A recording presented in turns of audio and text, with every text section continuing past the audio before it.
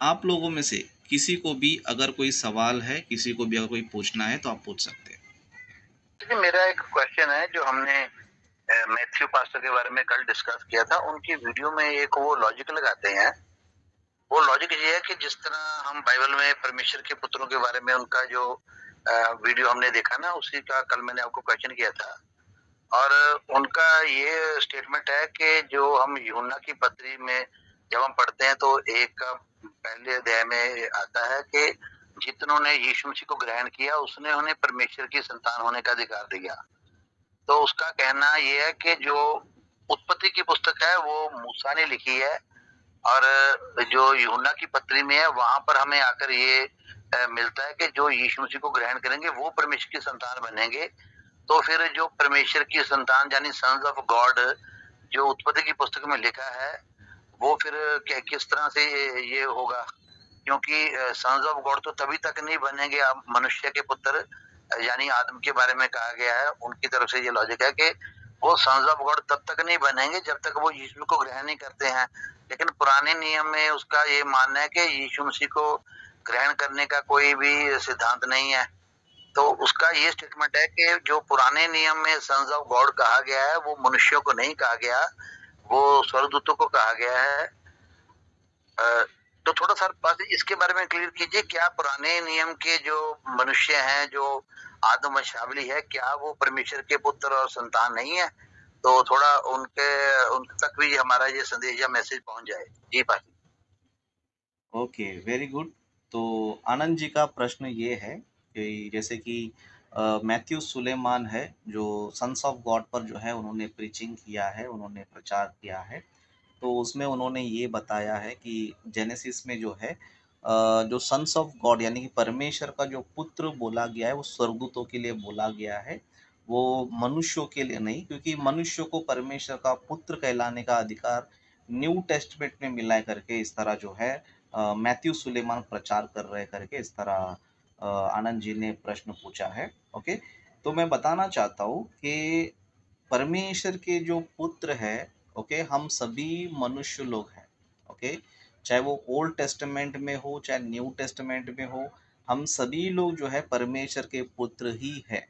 Okay, परमेश्वर के पुत्र ही है। जैसे कि बाइबल में अगर आप लोग ओल्ड टेस्टामेंट में भी अगर आप पढ़ोगे तो उसमें भी जो है आपको परमेश्वर के पुत्र है करके, मतलब मनुष्य को परमेश्वर का पुत्र बोला है करके मिलेगा। जैसे कि अगर आप भजन संहिता अगर आप पढ़ते हो, ओके, भजन संहिता में आप निकालिए, आप चेक कर लीजिए। ओके, भजन संहिता में हम देखेंगे जहाँ पर परमेश्वर जो है इजराइलियों को जो है पुत्र कह रहा है। जैसे कि भजन संहिता 82 अध्याय, ओके, 82 चैप्टर वर्स हम 6 पढ़ेंगे तो यहाँ पर इस तरह लिखा है, मैंने कहा था तुम ईश्वर हो और सब के सब परम प्रधान के पुत्र हो। ओके, सबके सब जो है परम प्रधान के पुत्र हो। तो बाइबल जो है हमें स्पष्ट बता रहा है कि ओल्ड टेस्टामेंट में भी जो है मनुष्यों को परमेश्वर का पुत्र कहा जाता है करके। ओके, तो हम ये लॉजिक कैसे लगा सकते हैं कि न्यू टेस्टामेंट ही परमेश्वर के पुत्र है लेकिन ओल्ड टेस्टामेंट में नहीं है? तो ये जो लॉजिक है वो गलत है। ओके, ये जो लॉजिक है वो गलत है, क्योंकि बाइबल में हम देखेंगे तो परमेश्वर ने जब मनुष्य को बनाया था तभी जो है उसको जो है मनुष्य मतलब परमेश्वर का पुत्र है करके लिखा है। ओके, परमेश्वर का पुत्र है करके लिखा है। जैसे कि आदाम के बारे में अगर हम देखेंगे, ओके, आदाम के बारे में अगर हम देखेंगे, आदाम को भी परमेश्वर का पुत्र बोला गया है। जैसे कि हम लूका सुसमाचार उसका 3 अध्याय उसका 38 वचन, ओके, 3 अध्याय उसका 38 वचन पढ़ेंगे तो यहाँ पर जो है हमें इस तरह लिखा हुआ मिलता है, वह एनोश का और वह शेत का और वह आदाम का और वह परमेश्वर का था। ओके, मतलब और वह परमेश्वर का पुत्र है। ओके, मतलब अगर आप आखिरी लाइन देखोगे आपके बाइबल में तो वहां पर जो है क्या लिखा गया है, और आदाम जो है परमेश्वर का पुत्र है। ओके, तो बाइबल हमें स्पष्ट बता देती है आदम भी परमेश्वर का पुत्र है, और ओल्ड टेस्टमेंट में भी हमने देखा कि उनको परमेश्वर का पुत्र कहा गया है। ओके, इस तरह पुराने नियम में हमें कई सारे रेफरेंस जो है हमें मिलते हैं। ओके, कई सारे रेफरेंस हमें मिलते हैं। जैसे कि और भी हम देखेंगे तो मालाकी की पुस्तक, ओके, मालाकी की पुस्तक में भी हम देखेंगे तो वहाँ पर भी परमेश्वर जो है ये कहते हैं कि यदि मैं तुम्हारा पिता है तो मेरा आदर कहाँ है, ओके? मैं अगर तुम्हारा पिता हूँ तो मेरा आदर कहाँ है करके इस तरह जो है लिखा हुआ आपको मिल जाएगा, ओके? उस तरह फिर हम लोग जो है यशायाह की किताब हम देखेंगे, ओके? यशायाह की पुस्तक उसका पहला अध्याय, ओके? यशायाह की पुस्तक उसका पहला अध्याय दूसरा वचन से हम पढ़ेंगे तो यहाँ पर जो है इस तरह लिखा है, हे स्वर्ग सुन और हे पृथ्वी कान लगा, क्योंकि यहोवा कहता है, मैंने बाल बच्चों का पालन पोषण किया और उनको बढ़ाया भी, परंतु उन्होंने मुझसे बलवा किया। तो यहाँ पर आप देख सकते हो कि मैंने बाल बच्चों का पालन पोषण किया, है ना? बाल बच्चों का मतलब क्या होता है? बेटे ही होते हैं, ओके? तो इस तरह ओल्ड टेस्टमेंट में कई सारे रेफरेंस आपको मिलेंगे, आप पढ़ते पढ़ते जाओगे तो आपको ओल्ड टेस्टमेंट में भी कई सारे जगहों पे मनुष्य को परमेश्वर का पुत्र, बेटा बेटी जो है कहा गया करके आपको कई सारे रेफरेंस जो है आपको मिलेंगे, ओके? तो ये परमेश्वर के जो पुत्र है वो मनुष्यों को ही बोला गया है, ओके? परमेश्वर का जो पुत्र है वो मनुष्यों को बोला गया है। और स्वर्गदूतों की अगर हम बात करते हैं, ओके? स्वर्गदूतों की अगर हम बात करते हैं, वो पुत्र नहीं है, ओके? वो परमेश्वर के पुत्र नहीं है, वो एक सेवक है, सेवा टहल करने वाली आत्माएं हैं। जैसे कि हम लोग जो है बाइबल में एक वचन हम देखेंगे, इब्रानियों की पत्री में हम देखेंगे, वहां पर जो है हमें क्लैरिटी मिलता है कि स्वर्गदूत कौन है, ओके? स्वर्गदूत कौन है, जैसे कि हम इब्रानी की पत्री पहला अध्याय 5वां वचन में पढ़ेंगे तो यहाँ पर इस तरह लिखा है, क्योंकि स्वर्गदूतों में से, यहाँ पर आपको पॉइंट नोट करना है, स्वर्गदूतों में से यानी कि स्वर्गदूत में बहुत सारे हैं, ओके? उसमें प्रधान है, अधिकारी है, ओके? केरूब्स है, सेराफीम है ना? इस तरह कई सारे अलग अलग कैटेगरी में जो है स्वर्गदूत हमें नजर आते हैं, ओके? उन सभी के बारे में बताते हुए 5वां वचन में लिखा है, क्योंकि स्वर्गदूतों में से उसने कब किसी से कहा कि तू मेरा पुत्र है, आज तू मुझसे उत्पन्न हुआ है, फिर यह कि मैं उसका पिता होऊंगा और वह मेरा पुत्र होगा।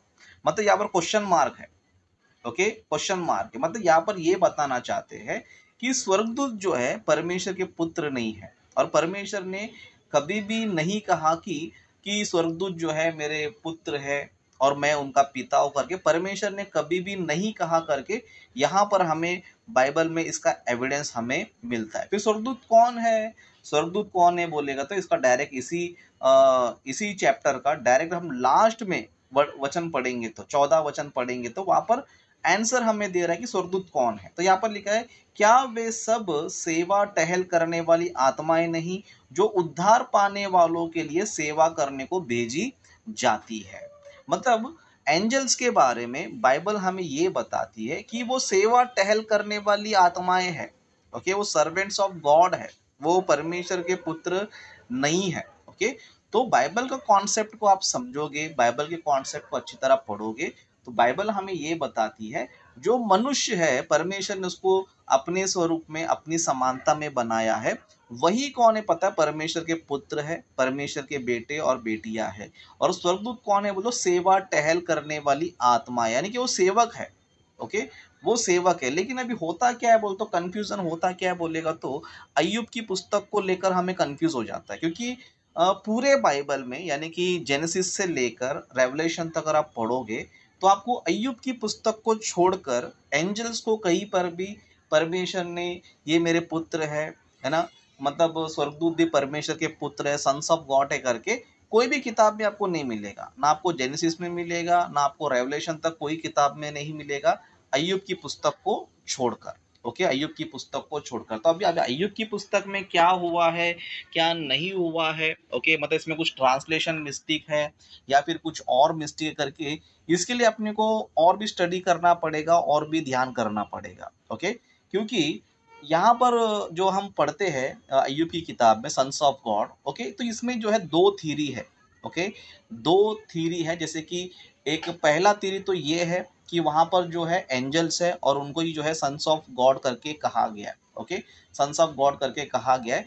लेकिन जो पूरे बाइबल की जो सिद्धांत है, ओके? पूरे बाइबल को हम एक सिद्धांत के रूप में अगर हम पढ़ते हैं तो हमें ये पता चलता है इब्रानियों के लेटर के द्वारा और बाकी सारी किताबों के द्वारा कि बाइबल हमें ये बताती है कि एंजल्स जो है वो खुदा के बेटे नहीं है, परमेश्वर के पुत्र नहीं करके वो हमें बताता है। फिर अय्यूब की पुस्तक में क्या है बोलते हैं, उसमें और एक थ्योरी आता है, जैसे कि अय्यूब की पुस्तक में हम देखेंगे तो उस समय की बात है, जैसे कि अय्यूब के समय की भी बात है। ओके, अगर पहला अध्याय 6वाँ वचन 5वाँ वचन पढ़ोगे तो वहाँ पर अय्यूब जी के समय की बात है। उस तरह और एक 38 चैप्टर में भी है, तो वहाँ पर जो है सृष्टि बनने के समय की बात है। ओके, सृष्टि जो है बनने के समय की बात है। तो यहाँ पर हम देख सकते हैं कि ये उस समय की बात है।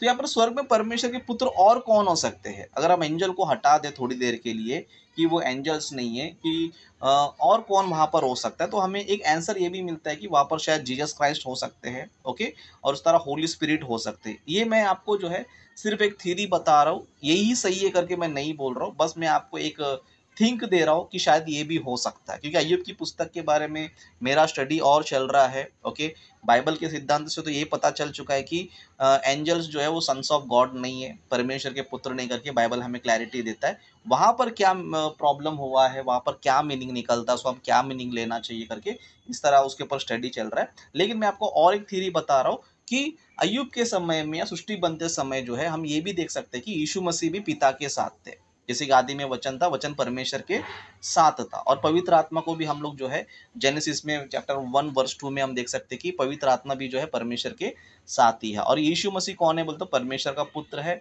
और पवित्र आत्मा भी कौन है बोलते, पवित्र आत्मा भी परमेश्वर का पुत्र है, क्योंकि पवित्र आत्मा जो है परमेश्वर को हे अब्बा हे पिता कहकर पुकारता है।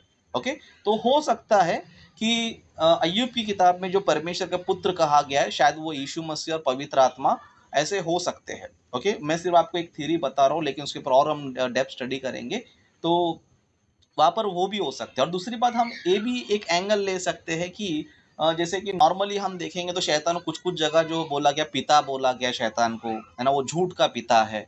ओके, इस तरह फिर विनाश का पुत्र करके भी लिखा गया शैतान को, विनाश का पुत्र। ओके, तो दुनिया में या फिर बाइबल में हम देखें तो और भी कई सारे एंगल हो सकते हैं, जैसे कि इंसान की रिलेशन के बारे में बताओ तो एक इंसान जो है अपने बच्चों को भी ये मेरे पुत्र है करके कहता है। उस तरह जो बाहर के जो बच्चे हैं, मतलब उसके फैमिली के नहीं है, पड़ोस के या आजू बाजू के बच्चे हैं, उनको भी कभी कभी बेटा इधर आ जा, बेटी इधर आ जा करके, है ना, अरे पुत्र इधर आ जा करके वो बुलाता है। तो दुनिया में हम देखेंगे तो एक सगा पुत्र होता है। ओके, उसके खुद के बच्चे होते और दूसरे पराये के बच्चे होते। तो हम क्या करते हैं, बाहर के बच्चों को भी अपने बच्चों जैसा हम प्यार देते हैं, अपने बच्चों जैसा उनको भी हम बेटा बेटी करके हम लोग उसको बुला के, मुंह बोले बच्चे, है ना, इस तरह जो है हम लोग उनको आ, बोलते हैं। तो उसी तरह शायद अय्यूब की किताब में भी परमेश्वर ने उनको जो है मुंह बोले पुत्र, है ना, मतलब उनको रिस्पेक्ट के लिए उनको पुत्र जो है बोला गया, इस तरह का भी हो सकता है।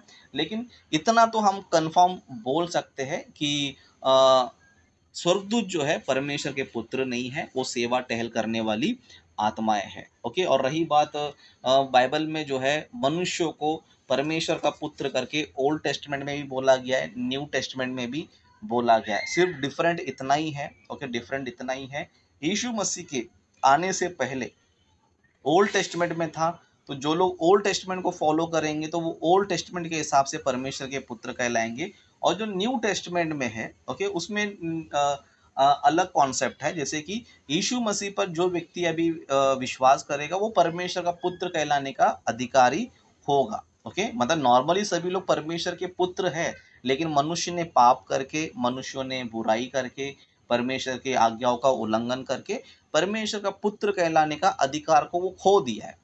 तो वो अधिकार अभी वापस उसको चाहिए। ओके, वो अधिकार अगर वापस उसको चाहिए तो उसको यीशु मसीह पर विश्वास करना पड़ेगा।